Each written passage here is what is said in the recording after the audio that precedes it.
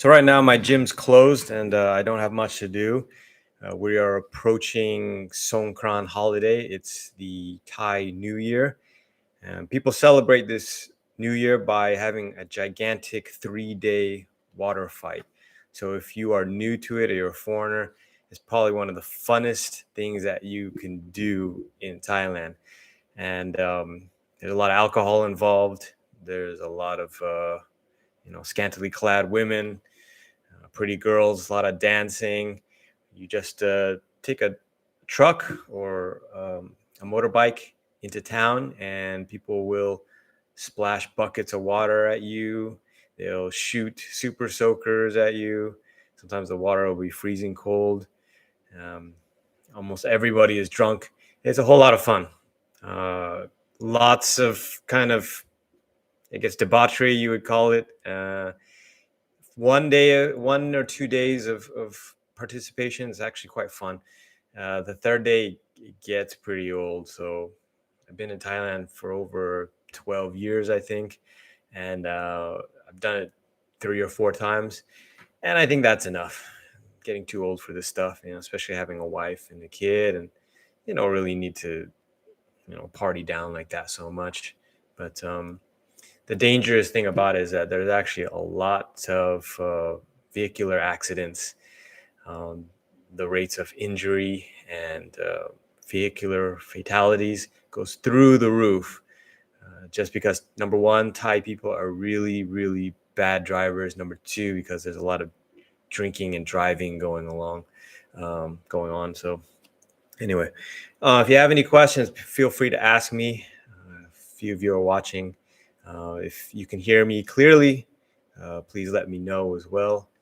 Anyway, just wanted to again talk about what it's like to live the life in Thailand.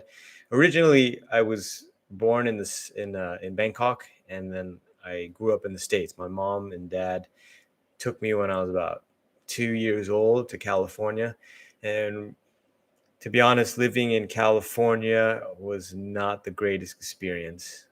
Very unhappy there. I felt very unsafe, and uh, really was lacking confidence. I was much smaller in stature than I was now growing up. I guess I had a late growth spurt. And yeah, I felt like everyone was fake. Everything didn't make sense to me. And I felt away from home. Only until I was about 24, 25 years old did I relocate to Thailand. That's another story in itself. But as soon as I made the crossover, the change, it was night and day. I was so much happier. I felt so much more connected to the culture, the land, the people, and the martial art. When I was here, I was still training and teaching Shaolin Kung Fu. I was tutoring it to the students I was also tutoring English to. And I was feeling a bit disconnected from Shaolin. And at the time, Shaolin Do, aka Chinese Shaolin Center, was going through a slew of litigations. Um, Elder Master was being accused of sexual assault, sexual harassment. My teacher, Jake Mace, at the time, he was going through a lot of personal problems and also trying to keep his school afloat. And all of my friends, they lost interest, and I thought it was a shame because we spent so much time in this martial art, and it ended up becoming a McDojo, a fraud, and we were pretty much the laughing stock of the martial arts community. So I did teach Shaolin Kung Fu to keep myself in shape, to help my students gain confidence. However, my personal journey was stuck. So in the meantime, I decided to train Muay Thai. So Muay Thai is the national martial art and national sport of Thailand. And the first gym I went to was an absolute banger. It's called Gao Samrit. Gao Samrit, I believe it means trophy or winning cup in Thai. And they had some hardcore trainers.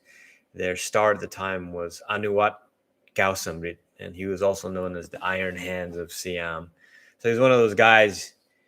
He was like the Mike Tyson of Muay Thai. He would just walk forward and his hands up and just bang people with his hands, and also combine it with, of course, elbows, knees, and kicks alike. The trainers there were just all hardcore. The gym was a perfect match of being run down, kind of Rocky style, and also catered to foreigners. So every time you'd go there, you'd have like a hardcore session, be about 10 to 15 minutes of jump rope in the morning, or a jog, a 10-kilometer jog. I wouldn't participate in the jog because I'm not so good at running. But I'd get there, you'd get warmed up, a bunch of rounds of shadow boxing, and then once they assign a pad holder to you, you're stuck with them, and you develop a relationship. They really look after you. They try to make sure that your technique is on point.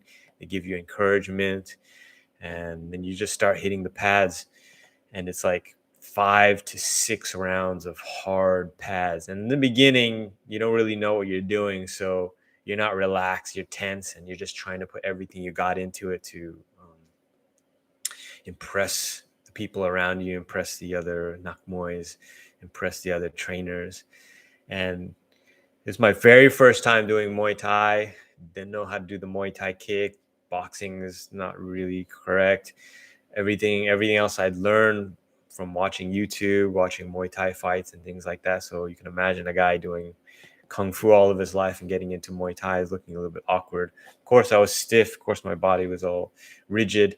However, had one trainer watch and just like, how the hell is this possible? Your first day doing Muay Thai and you can kick like a Thai? He was like totally dumbfounded.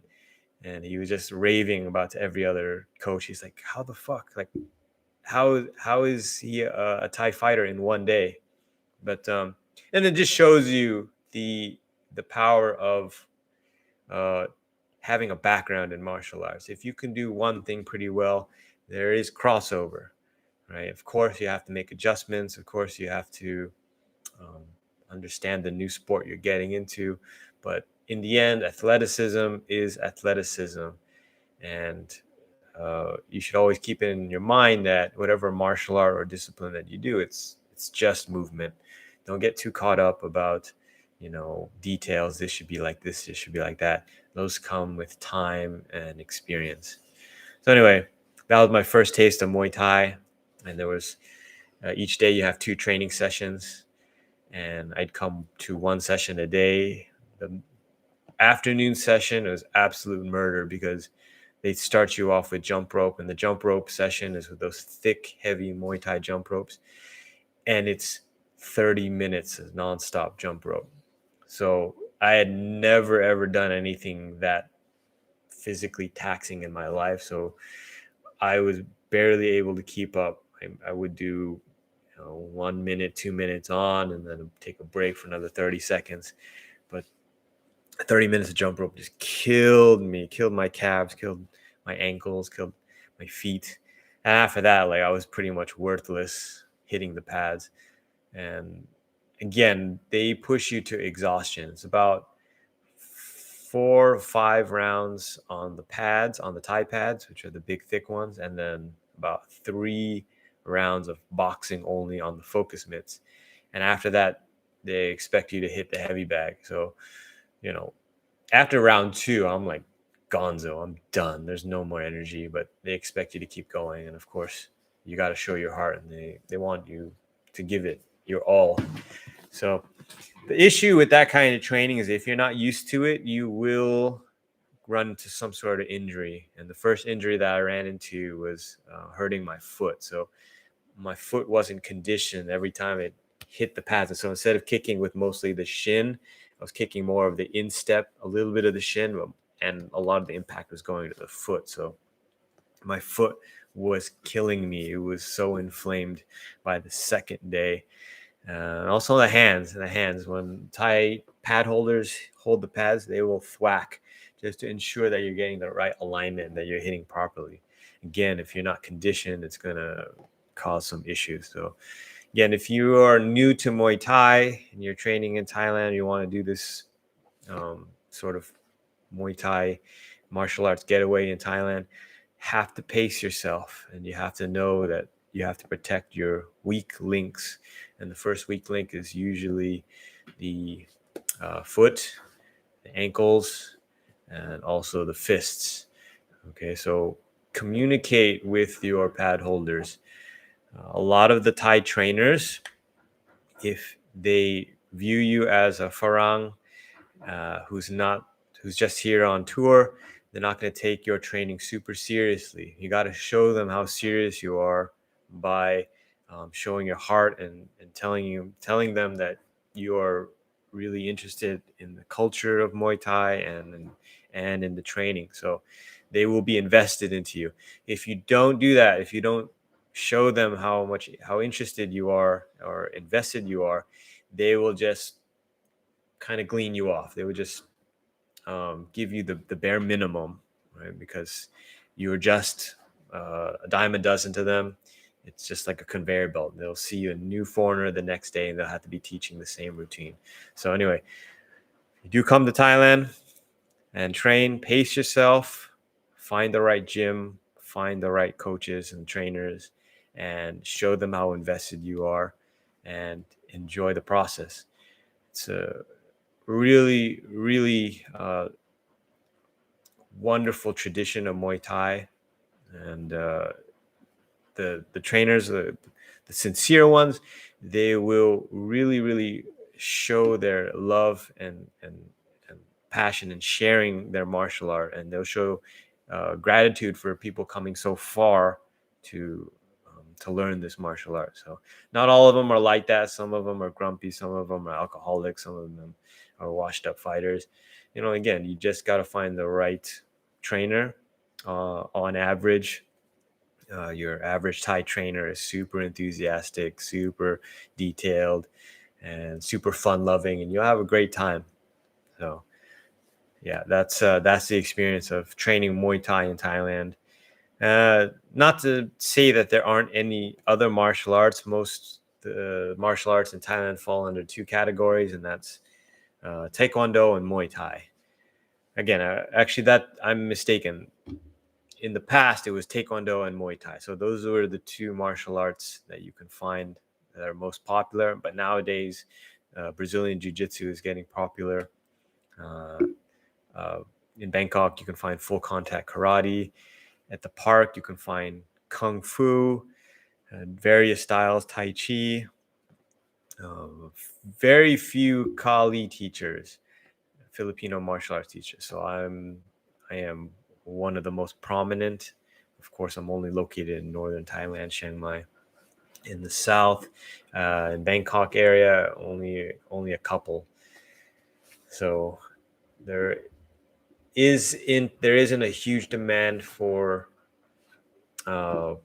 various martial arts, traditional martial arts, but they do exist as a niche. You can also find self-defense, of course, from my gym, also from gyms in Bangkok.